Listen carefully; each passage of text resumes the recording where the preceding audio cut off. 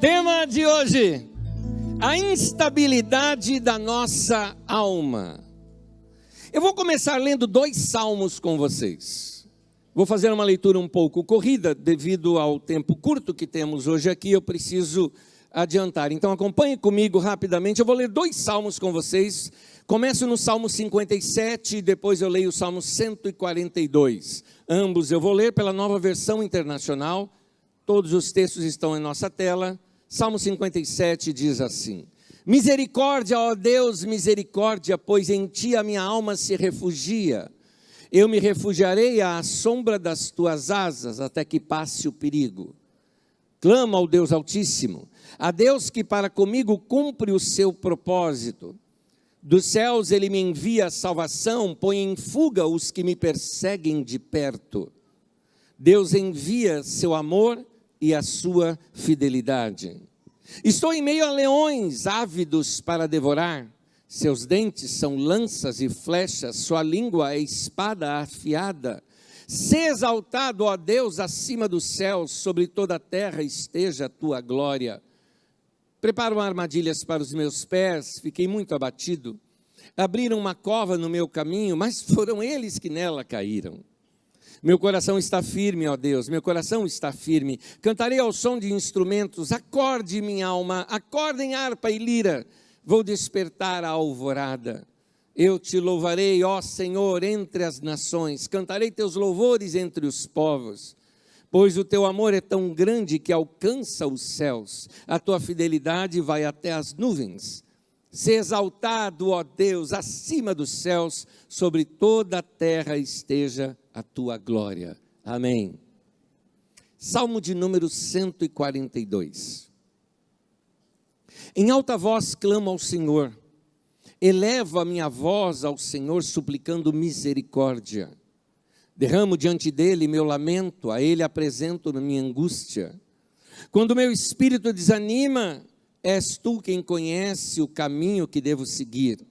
Na vereda por onde ando, esconderam uma armadilha contra mim. Olha para a minha direita e vê, ninguém se preocupa comigo. Não tenho abrigo seguro, ninguém se importa com a minha vida. Clamo a ti, Senhor, e digo, tu és o meu refúgio, és tudo o que tenho na terra dos viventes. Dá atenção ao meu clamor, pois estou muito abatido. Livra-me dos que me perseguem, pois são mais fortes do que eu. Liberta-me da prisão e renderei graças ao teu nome. Então os justos se reunirão à minha volta por causa da tua bondade para comigo. Amém. É interessante como a alma humana é instável. O tema de hoje é a instabilidade da alma. Na Bíblia mesmo nós podemos ver como a nossa alma vacila entre o triunfo e o medo.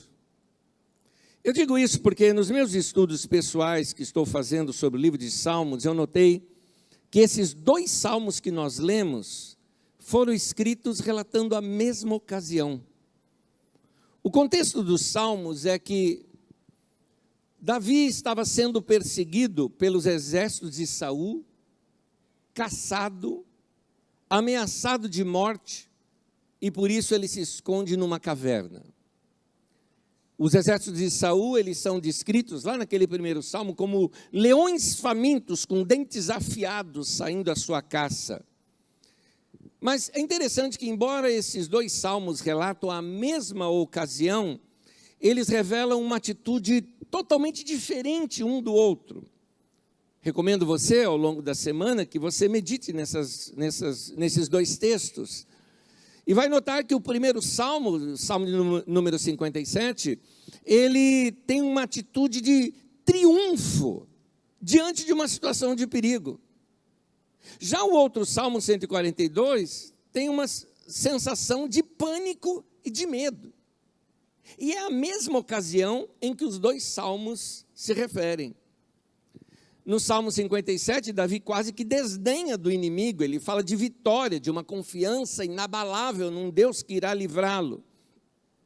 Ele está confiante como alguém que passa sobre um rio caudaloso, mas ele está em cima de uma ponte. Está seguro, olhando o rio lá embaixo, todo turbulento. Já no Salmo 142, escrito sobre a mesma ocasião, bateu-lhe o pânico, o medo.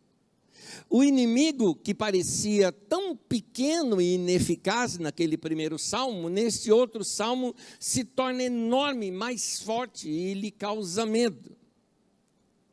Quem de nós aqui já não passou, ou até você que está me ouvindo esteja passando nesse momento, por momentos assim de instabilidade? A gente se depara com um problema, ouve uma mensagem de fé, ou quem sabe ainda temos uma, vamos chamar assim, uma reserva de fé plantada na nossa alma por outras situações, e a gente se ergue contra tudo e contra todos violentamente, como no Salmo 57, nós declaramos a nossa fé, nos posicionamos, cremos que iremos vencer aquela situação e minimizamos o peso daquilo que está nos enfrentando, a força daquilo que está nos enfrentando. Aí, de repente, a situação muda. Ou diante de uma situação que talvez perdurou, não acabou tão rápido quanto você pensava que iria acabar, ou quem sabe diante de uma nova notícia um pouco pior do que a primeira, aquela tipo, o processo foi negado, ou um novo relatório médico está mostrando que a coisa é mais grave do que eu imaginava, ou notícias de que a outra pessoa envolvida já tomou novos rumos, outras decisões, e você que achou que iria ganhar aquela situação, começa a perceber que a vitória está cada vez mais longe. Aí o medo, a insegurança começam a brotar, minando toda aquela confiança que nós tínhamos, gerando essa coisa que eu estou colocando como tema de hoje, a instabilidade da alma. O Salmo 142 revela o medo, o pânico. É o salmo que, esse mesmo salmo que revela tudo isso, também é o salmo que nos revela como vencer essa instabilidade da alma. É interessante que não é lá no Salmo da Vitória, do Louvor, o Salmo 57, que nós vamos aprender isso. Mas é nesse salmo que expressa o medo, que rasga o coração, é que a gente vai aprender como lidar com isso. Isso porque nós aprendemos muito mais na fraqueza do que naqueles momentos em que nós nos consideramos imbatíveis. Nós aprendemos muito mais no ruir de algumas das nossas convicções do que nas certezas, muitas vezes certezas forçadas, da boca para fora, que nós fazemos diante dos problemas. O Salmo 142 nos mostra que aqueles momentos onde aquelas frases feitas e chavões do positivismo não preenche mais a gente. Quando você está numa crise, alguém chega assim para você e fala,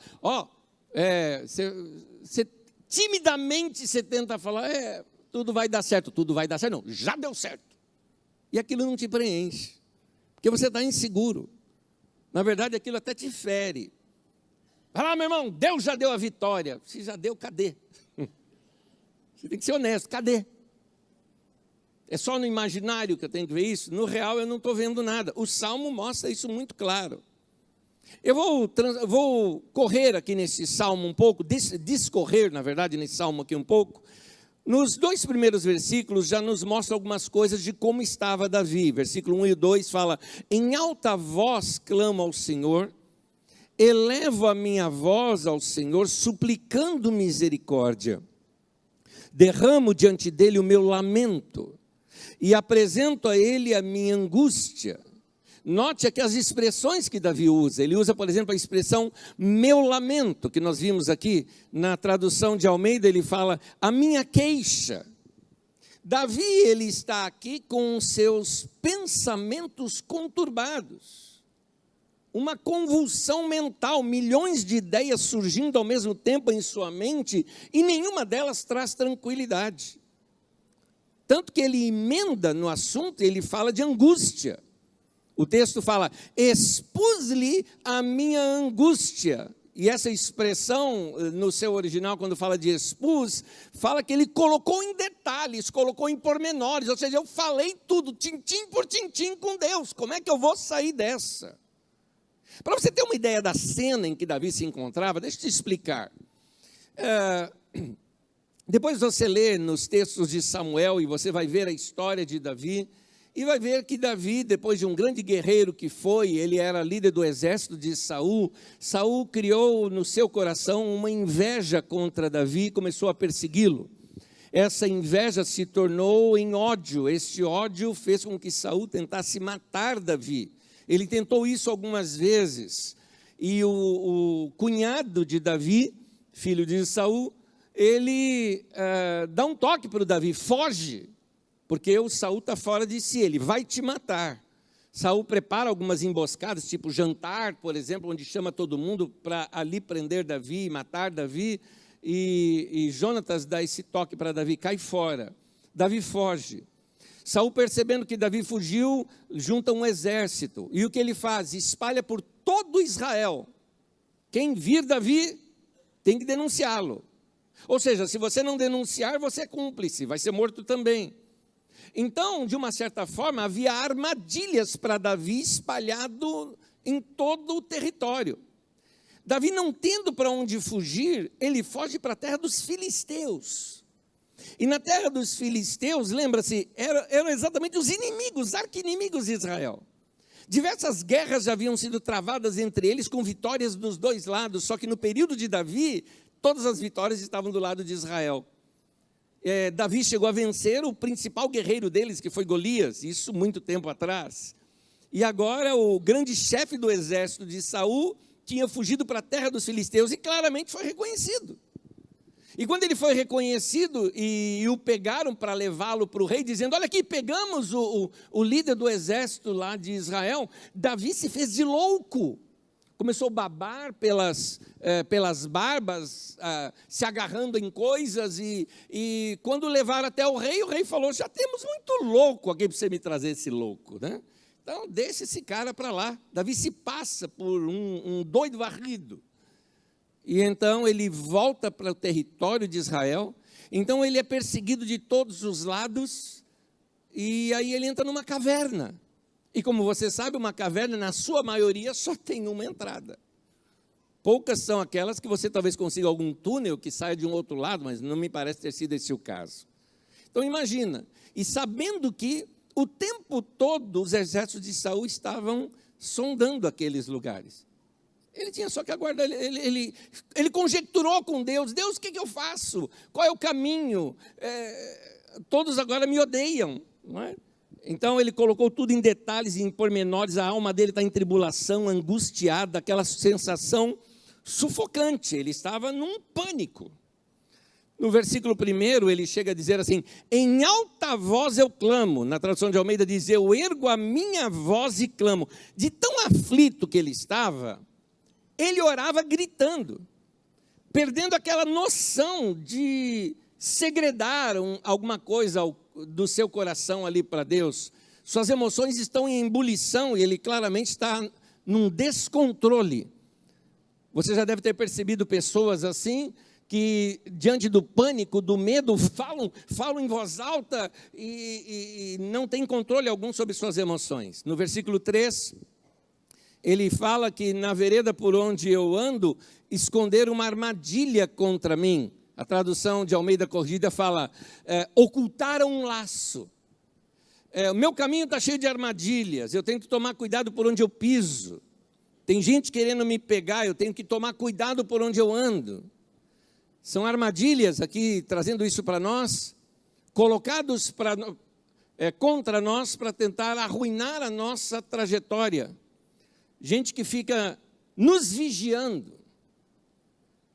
Vigiam até mesmo nossas palavras, querendo nos pegar. Confesso para os irmãos que essa é uma situação que eu mesmo, de vez em quando, me angustio com isso.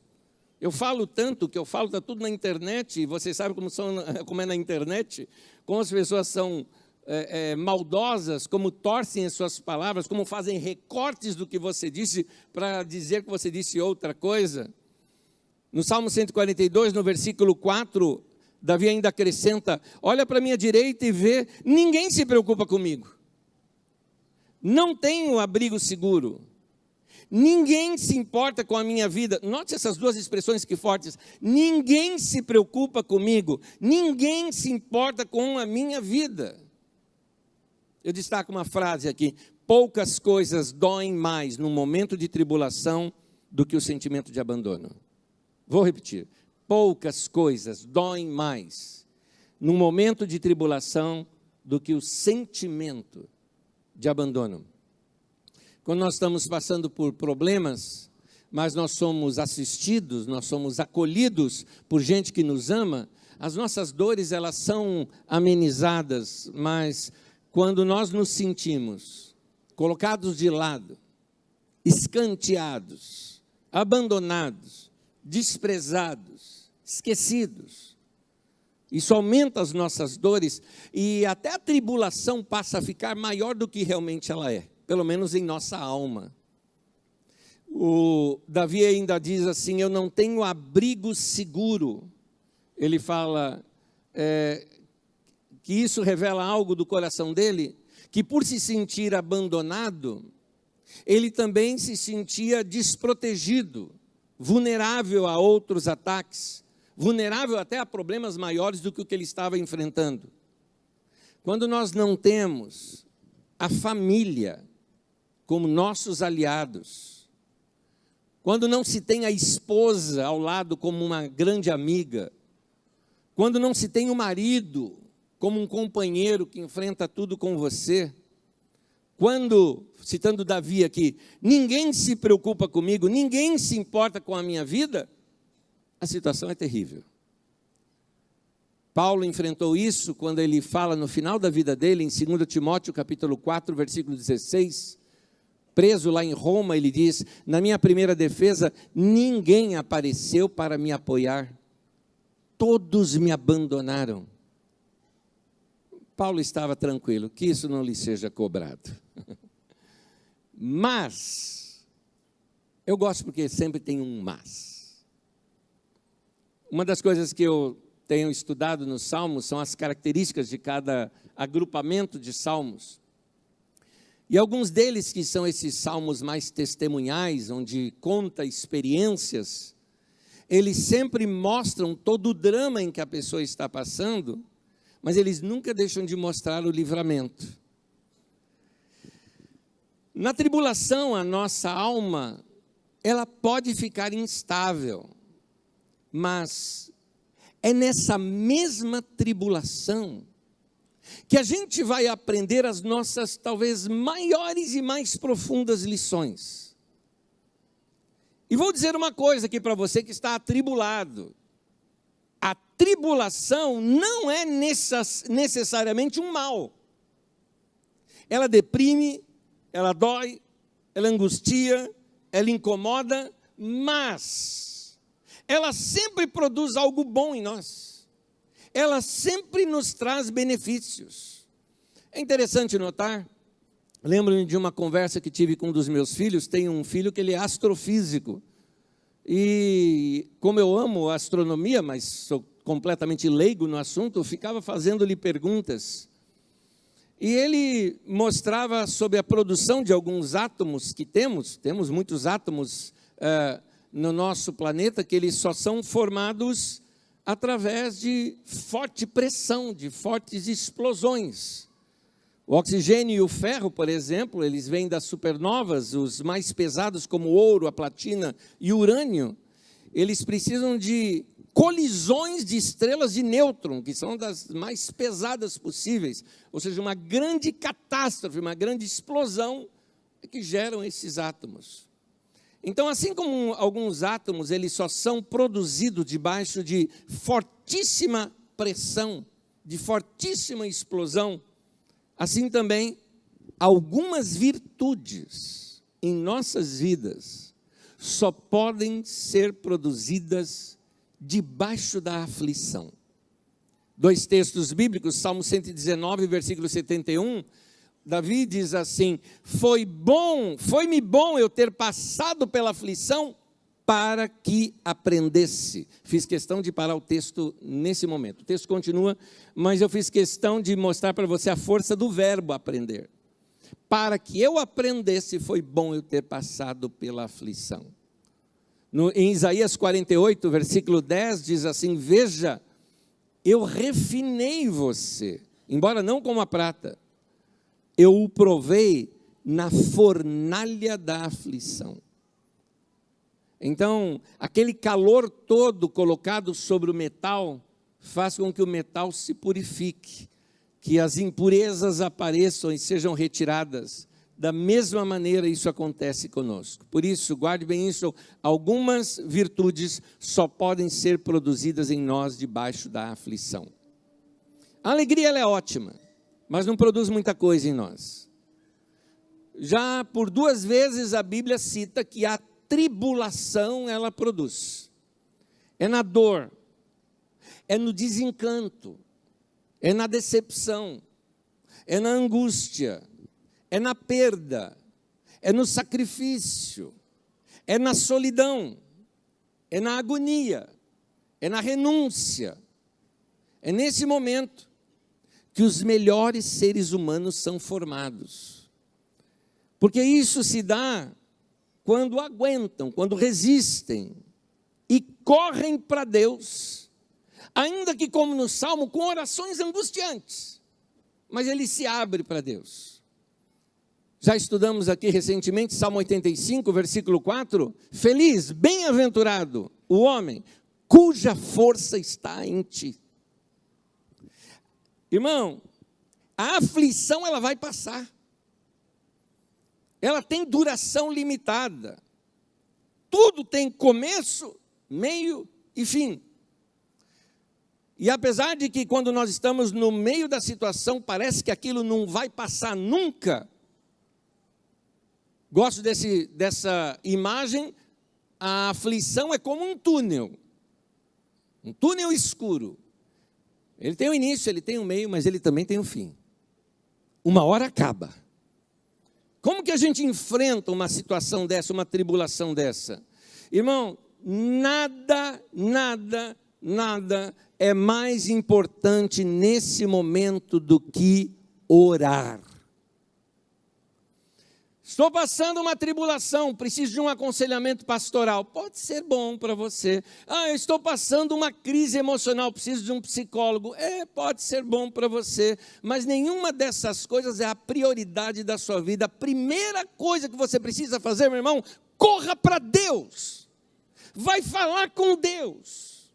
Fala com Ele primeiro. Falar o quê? Tudo. Rasga o coração.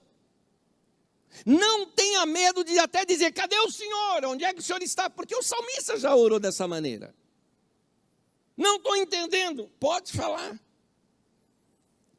Eu ouvia, numa das mensagens que eu vi nessa semana, me lembro de um irmão contando acerca de uma conversa dele com um ateu. E, na verdade, era numa prisão, ele estava pregando numa prisão e um dos presos ali não veio, ele ficou separado lá, e ele foi até o cara, bater papo com o cara, e o cara com muito respeito disse, olha pastor, eu te respeito, mas eu não acredito em Deus, por isso com respeito eu não fui na reunião. E aquele irmão com muita sabedoria disse, mas Deus acredita em você, e tem mais, Deus não se ofende de você não acreditar nele. Talvez o que ofenda a Deus seja a falsa religiosidade, seja aqueles mascarados que dizem uma coisa e fazem outra. Mas gente sincera como você, eu acredito que Deus gosta e gosta muito. Próxima reunião que ele esteve lá, o rapaz estava na reunião. Então, é importante você orar. Olha como esse salmo é repleto de orações. Eu peguei o salmo e só separei as frases que lembram orações e conversa com Deus. Olha aqui, todo o Salmo 142. Clamo ao Senhor, elevo a minha voz ao Senhor, suplicando, derramo diante dele, a ele me apresento. Olha para mim, Clamo a ti, Senhor, tu és o meu refúgio, és tudo o que tenho. Dá atenção ao meu clamor, livra-me, liberta-me e renderei graças ao teu nome. Está aí, gente. Orar não são palavras lançadas ao vento. Oração não é coisa de gente fraca, não. Orar é conspirar juntamente com Deus contra o mal que te atinge. Orar é fazer parceria com o Todo-Poderoso. Eu até diria que orar é quase uma deslealdade para com aqueles que nos atingem, porque a gente se junta com o lado do mais forte. Mas como que a gente ora no meio de uma tribulação? Uma das coisas que eu gosto nesse salmo é que ele é muito transparente. Aqui vai uma dica aqui para você. Admita diante de Deus a sua fraqueza diante da situação. O que eu gosto na oração desse salmo é que aqui não é uma oração de soberba, não é uma oração dos reivindicadores, não são orações produzidas em cima de palestras motivacionais, não. Essa daqui é a oração da sinceridade dos fracos. Versículo 6 diz assim: dá atenção ao meu clamor, pois estou muito abatido. Livra-me dos que me perseguem. Olha o que ele fala: pois são mais fortes do que eu. Ele está dizendo, eu estou muito abatido. Na outra tradução diz, eu me vejo muito fraco. Os que me perseguem são mais fortes do que eu. Talvez esses positivistas que existem por aí diriam, não fale isso porque senão o diabo ouve, ou não fale isso. Para, meu querido, deixa o cara ser sincero, está ensinando a ser falso.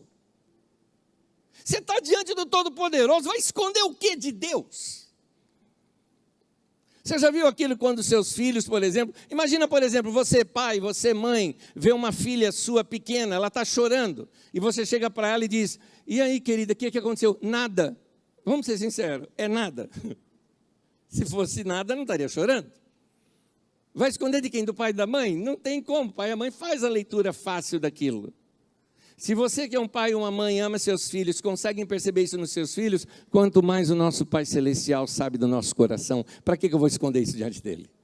Se eu me sinto fraco, se eu me sinto que o meu inimigo é maior do que eu vou contar para ele, eu me sinto assim mesmo. É isso que eu estou passando.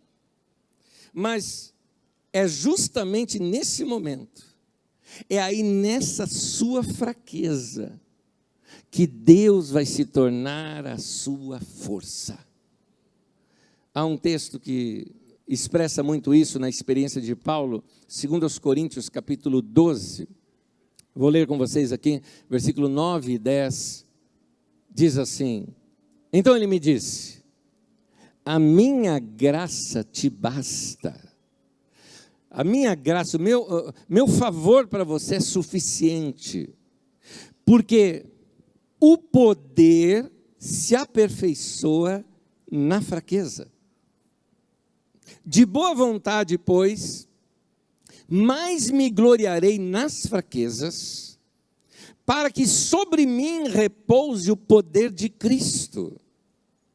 Aqui o Paulo já está na maturidade falando, pelo que sinto prazer nas fraquezas, sinto prazer nas injúrias, eu sinto prazer nas necessidades, nas perseguições, nas angústias, por amor de Cristo. Por quê?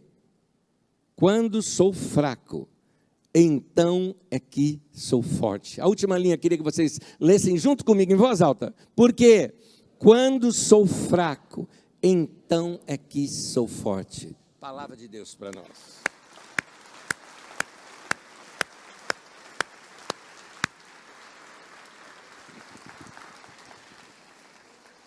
Eu vou convidar você a ficar em pé juntamente comigo, por favor, mas eu ainda tenho mais 2 textos para ler com você. Versículo 5 do Salmo 142, diz assim, clamo a ti, Senhor, e digo, Tu és o meu refúgio. Eu gosto dessa expressão. És tudo o que tenho na terra dos viventes. Eu gosto dessa expressão. O Senhor é tudo o que eu tenho. Peço aos irmãos uma licença. Uma licença de uma conjectura. Que eu não tenho base porque eu estou falando. É apenas uma conjectura minha. Se você quiser checar como esses dois salmos, por que eu digo que esses dois salmos foram escritos na mesma ocasião? Porque alguns dos salmos eles vêm com um cabeçalho, e nesse cabeçalho, que vem dos textos originais mesmo, dizem que aconteceram na mesma ocasião. Mas eles são tão diferentes um do outro, um bem vitorioso, né? O Senhor está acima do céu, tudo mais, e o outro já não, Senhor, eu estou fraco. Então, aqui é uma conjectura minha. A minha conjectura é que aquele primeiro salmo que nós lemos pode ter sido escrito depois. Porque Davi abriu o coração para Deus, rasgou o coração para Deus, apavorado do jeito que estava, falou com o Senhor. E Paulo nos ensina, quando eu sou fraco, eu sou forte. Paulo nos ensina, Paulo está dizendo, Jesus falou comigo, que a minha graça se aperfeiçoa na sua fraqueza. Certamente Davi foi fortalecido. E quando ele é fortalecido, suas palavras mudaram.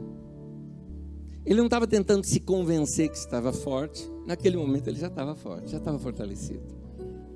Em outras palavras, ou ele viu a luz no fim do túnel, ou de fato ele já estava vendo, eu estou saindo desse túnel aqui. A situação fica muito mais ainda interessante quando a gente vê o último versículo. O versículo 7 ele fala assim: liberta-me da prisão e renderei graças ao teu nome. Então, os justos se reunirão à minha volta por causa da tua bondade para comigo. Eu acho interessante algumas traduções, e até o próprio texto nos dá essa ideia. Ele descreve aqui uma cena de coroação. Tanto que, numa outra versão mais antiga, diz: os justos me coroarão. Eu vou render graças ao seu nome. O que eu quero te mostrar é o seguinte: ele estava falando uma coisa que ele não sabia, que aquilo era literal. Aquilo é literal. Quem está orando isso? Davi. O que aconteceu com Davi depois disso? Saul saiu para uma guerra contra os filisteus, uma outra guerra, perdeu a guerra, morreu. Davi pode voltar para as suas cidades, e o povo olha para Davi e coroaram Davi o rei deles, e se tornou o maior rei de toda a história de Israel. O próprio Jesus, quando entrou triunfantemente em Jerusalém, entrou sob o nome de Davi, o filho de Davi. Davi não sabia, mas ele estava quase que profetizando sobre si mesmo com o que seria a sua vida. É isso que acontece quando um justo clama ao Senhor. A Bíblia diz o seguinte: perto está o Senhor de todos os que o invocam em verdade. Esse é o nosso Deus. Eu convido você nesse momento, que talvez esteja até passando por alguma angústia, e até você que fala: não, eu estou na melhor fase da minha vida. Maravilha, deixa tudo anotadinho, que uma hora você vai precisar, porque a nossa alma tem oscilações. Irmão e irmã, Deus não chamou você nem a mim para sermos super-heróis. A gente não precisa ficar cantando o dia inteiro, nem feliz o tempo todo. Isso é invenção da nossa geração. Na nossa geração falam muito sobre felicidade, felicidade, felicidade, e parece que quando você não alcança isso, que você é menor do que os outros. Sem contar que aqueles outros são os da internet, que é tudo fake, né? Tudo editado. E não acredite nisso. Nossa vida tem essas oscilações. A alma humana, ela é fraca. Você não precisa ser forte diante de Deus. Simplesmente chega para Ele e fala: Senhor, eu estou fraco. Eu estou fraco. Mas eu sei que o Senhor pode me fortalecer. Ou como Davi, né? Vem estar comigo, Senhor. É isso que nós precisamos. Amém. Põe tua mão no peito. Senhor, ao meu irmão e à minha irmã que passa por tribulações, sejam eles nesse momento abraçados pelo Senhor, que eles percebam que não vieram aqui por acaso, eles se fortaleceram já nos cânticos, em relembrar a aliança que temos com o Senhor na ceia, e agora no ensino da Tua Palavra, foram alimentados e fortalecidos. Senhor, que eles descubram por si só aquela frase maravilhosa que nosso irmão Paulo nos deixa: minha graça te basta, o meu poder se aperfeiçoa na tua fraqueza. Então, Senhor, sejas tu forte dentro de nós, fortaleça-nos com a força que vem do Senhor. Não precisamos de palavras mágicas ou positivismo, nós precisamos só da tua presença. Porque ainda que eu ande pelo vale da sombra e da morte, eu não vou temer, porque tu estás comigo. Tudo que queremos é andar com o Senhor. Tudo que queremos é andar com o Senhor, experimentar o Senhor, conhecer o Senhor. Tu és o nosso bem mais precioso, como disse Davi nesses salmos. Tu és a nossa herança. Tu és tudo o que nos resta, o que nos sobra, é o Senhor. Nada nesse mundo é mais importante do que o Senhor na nossa vida. Querido Deus, fortalece o teu povo, abençoa o teu povo, levanta o abatido, dá força para aquele que está cansado. E se algum irmão aqui se sente que caiu, que caia de joelhos e te busque, e que assim ele volte a crescer e a te experimentar como antes, em nome de Jesus, amém e amém.